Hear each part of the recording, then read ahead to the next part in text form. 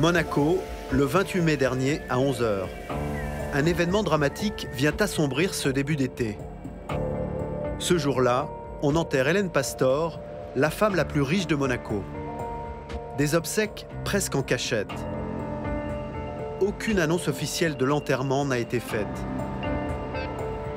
Entourés de leurs gardes du corps, seuls les plus proches de la défunte sont là. Nous parvenons à filmer quelques images. Mais tout a été fait pour que la presse ne soit pas là.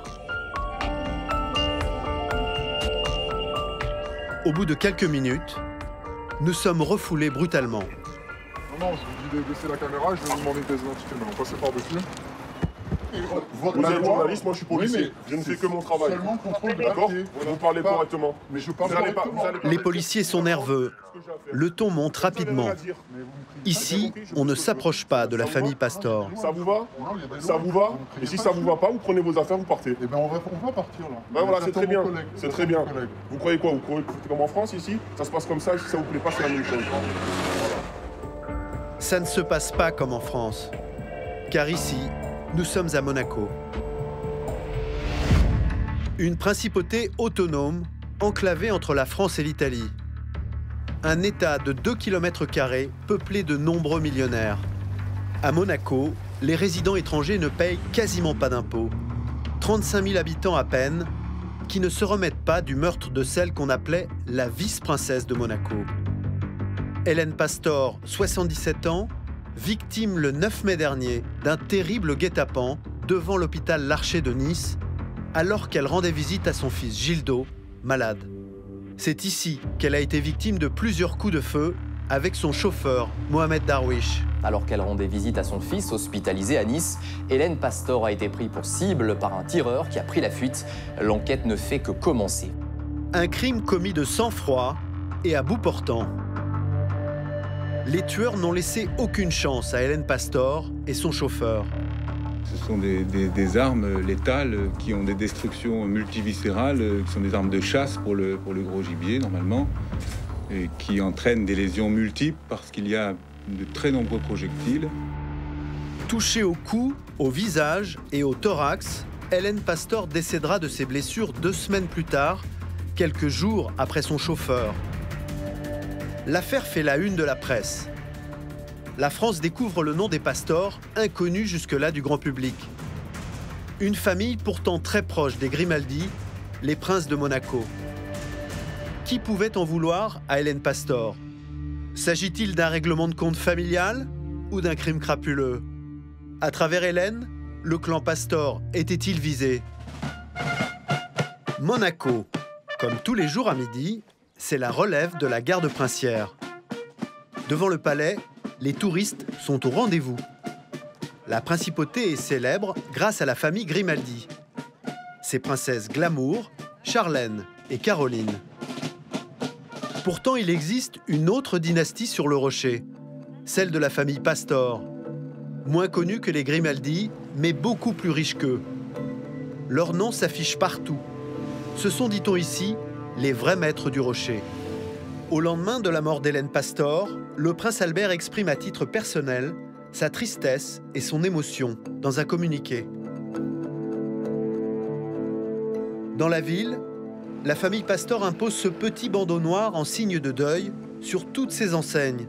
Et il y en a partout.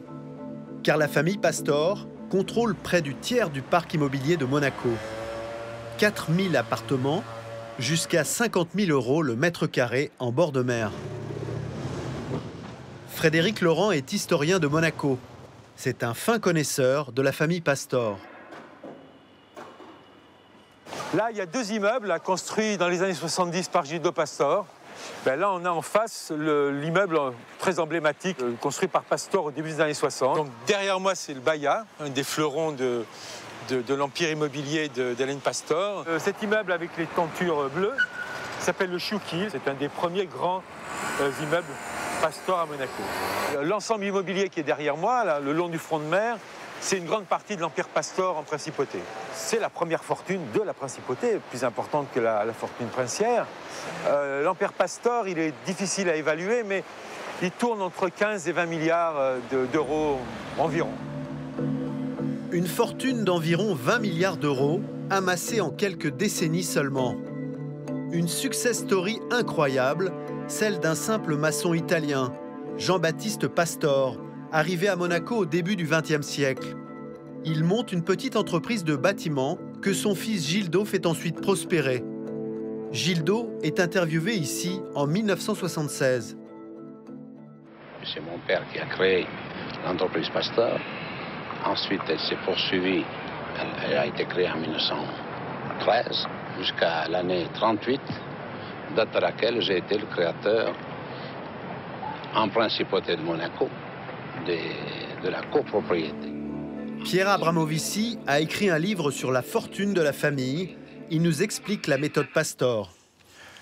Gildo Pastor, en fait, son coup de génie, c'est de précisément acheter des terrains. Tout ce que vous voyez là, le bord de mer, c'est à lui. Et il ne le vend jamais. Et au fil du temps, il va en garder la propriété et simplement le louer. Et ce qui va faire la fortune de la famille Pastor, c'est le coup de génie de Gildo Pastor de garder en propre tout le bord de mer. Ne jamais vendre les immeubles, toujours les louer. Avec ses milliers d'appartements, la famille Pastor est la principale agence de location du Rocher. L'argent rentre rapidement, les héritiers de Gildo le gèrent avec habileté. Gildo Pastor a 3 enfants. Le premier d'entre eux, c'est Victor. Le second, c'est Michel. La troisième, c'est Hélène. Et son fils, qui va être derrière Gildo Junior. Victor Pastor, c'est la partie construction. Michel, plus ou moins avec différentes variantes, c'est en gros la partie vente immobilière. Quant à Hélène Pastor, la dernière, c'est en fait simplement l'exploitation du patrimoine immobilier existant comme héritière. Des 3, elle est la seule à ne pas être concrètement ce qu'on appelle une femme d'affaires. Michel Pastor est le seul de la fratrie à se montrer en public.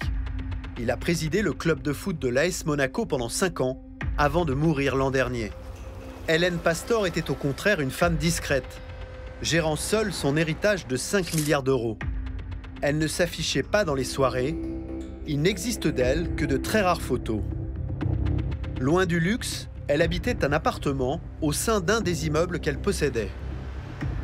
Pas un membre de sa famille n'a accepté de répondre à nos questions. Mais nous avons pu rencontrer un de ses employés que nous filmons en caméra discrète. On m'a dit de ne pas répondre aux questions. Et pourquoi? Parce qu'ils ne veulent pas. Voilà. Qu'est-ce que vous risquez si vous dites? Eh ben, je risque rien moi, mais ils m'ont donné des ordres, c'est tout. Qui est? La direction. Finalement, l'employé nous dira tout de même quelques mots sur sa patronne. Comment était-elle, Madame Hélène Pastor? C'était une femme admirable, hein, très généreuse,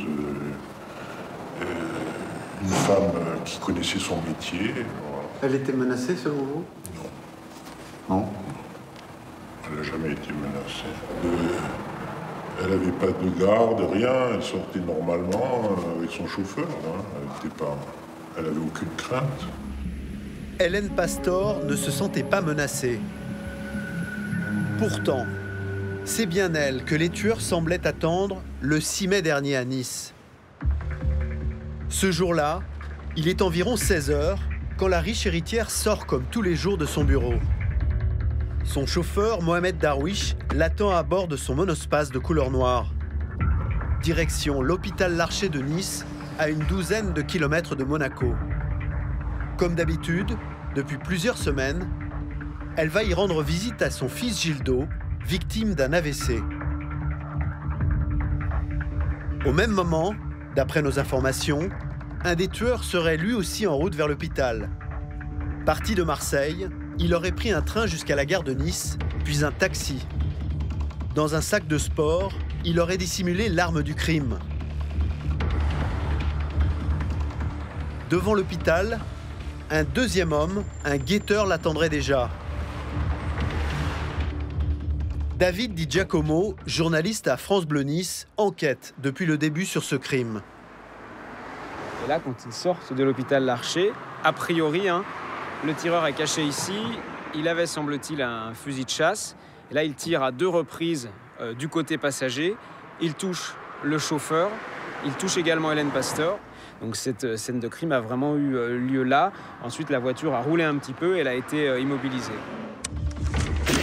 La scène va durer quelques secondes à peine. Alertée par les coups de feu, une employée de l'hôpital se précipite vers la voiture. J'étais au niveau des portes en fait, quand j'ai entendu les coups de feu. C'est pour ça que j'ai été en courant voir ce qui se passait, pour voir si je pouvais aider. Le chauffeur, il avait un impact de balle au niveau du thorax avec plusieurs éclats en fait, comme des petites billes. Madame Pastor est blessée au niveau du visage. Et ça faisait un trou en fait au niveau du visage avec pareil plusieurs impacts de sang un peu partout. Criblée de balles, Hélène Pastor peut pourtant encore parler. L'infirmière recueillera ses derniers mots avant qu'elle ne perde connaissance. Madame Pastor, la seule image que j'ai, c'est qu'elle demandait en fait après son chien. Dans sa voiture? Dans sa voiture. Elle demandait comment allait son chien en fait. Parce qu'il était à l'arrière et oui. Le chien n'est pas blessé. Le tueur et son complice repartent calmement à pied, sous le regard de nombreux passants. Un départ devant témoins, très loin des méthodes de professionnels. Tout comme l'arme utilisée, un fusil de chasse à canoncier. Pour la police, il s'agit donc d'amateurs, mais très doués. Malgré les caméras de vidéosurveillance placées à l'hôpital et sur l'ensemble de leur parcours, les enquêteurs perdent leurs traces. Aujourd'hui, le tueur et son complice n'ont toujours pas été retrouvés. Mais leur mode opératoire conduit les policiers à s'interroger. Et si l'embuscade n'avait pas visé Hélène Pastor, mais plutôt Mohamed Darwish, son chauffeur? La rumeur s'emballe. Mohamed Darwish aurait un casier judiciaire, il s'agirait d'un règlement de compte. Une grande partie de sa famille travaille pour les Pastor à Monaco. Tous ont refusé de s'exprimer. Mais son ami, Rafat Issa, tient à parler pour démentir la rumeur. Il est le président d'une association franco-égyptienne de la région. Monsieur Darwish, il n'avait absolument rien à reprocher, ni dans sa vie professionnelle, ni dans sa vie privée. Parce que c'est impossible de travailler à Monaco avec un casier judiciaire. Ça, c'est le premier point. Deuxième point, vous imaginez Madame Pastor avec l'envergure qu'il a, l'importance qu'il a dans le principauté de Monaco, d'engager quelqu'un avec un casier judiciaire. Donc, c'est impossible. Rapidement, la police abandonne la piste du chauffeur d'Hélène Pastor. D'autres hypothèses sont alors évoquées. Le mode opératoire des tueurs rappelle la mafia italienne, très présente, dit-on, dans le secteur de l'immobilier. On parle aussi des oligarques russes qui chercheraient eux aussi à contrôler le marché monégasque. Mais plus de nouvelles pistes sont évoquées, plus le mystère de la mort d'Hélène Pastor s'épaissit. Il est extrêmement difficile de faire une hypothèse sur l'assassinat d'Hélène Pastor, pour une raison précise. Elle n'est rien. En ce sens qu'elle n'est qu'une gestionnaire de fortune, ni plus ni moins. Certes, sa fortune est importante, sur une hauteur qu'on ignore, mais sans doute en milliards. Certes, elle gère des immeubles, mais gérer des immeubles ne fait pas d'elle une cible. Le mode opératoire est un mode qui ressemble à celui de la mafia, mais ça peut être un camouflage. Est-ce elle qui est visée? Quelle hypothèse peut-on émettre? Au fond, aucune. En ce sens qu'on peut tout à fait imaginer que tout le monde se sente menacé. Reste encore la piste familiale la plus complexe à percer. Selon la rumeur, il existerait des rivalités profondes au sein de la famille Pastor. Mais le clan a toujours réussi à garder ses secrets. Sur son lit d'hôpital, juste avant de mourir, Hélène Pastor a chuchoté quelques mots aux enquêteurs. Mais c'était pour leur dire qu'elle ne savait pas qui pouvait lui en vouloir.